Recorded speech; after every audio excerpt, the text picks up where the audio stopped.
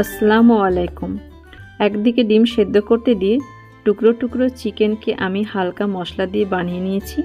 তারপর একটা পরোটা ভেজে নিয়ে তাতে চিকেনগুলো দিয়ে আমি উপর থেকে শসা আর গাজর দিয়ে টমেটো কেচাপ দিয়ে দিয়েছি আর এটাকে রোল করে নিয়েছি।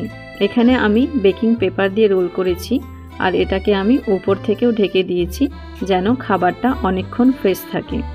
এইভাবে রোল করে দিলে আমার ছেলে খেতে খুব পছন্দ করে আর টিফিনটা স্কুল থেকে শেষ করে সে আসে।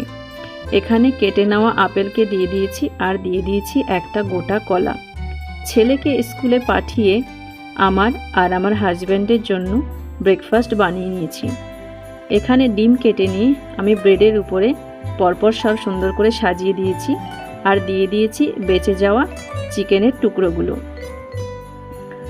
আর উপর থেকে ছড়িয়ে দিয়েছি কেটে রাখা শসা ও গাজর আর ছড়িয়ে দিয়েছি হালকা নুন ও গোলমরিচের গুঁড়ো। তারপর আর একটা ব্রেড দিয়ে ঢেকে আমি স্যান্ডউইচ মেকারে বাটার দিয়ে আবার এই ব্রেড স্লাইসগুলোকে সাজিয়ে দিয়ে উপর থেকে আবার বাটার দিয়ে আমি বানিয়ে নিয়েছি ইজি অ্যান্ড টেস্টি স্যান্ডউইচ।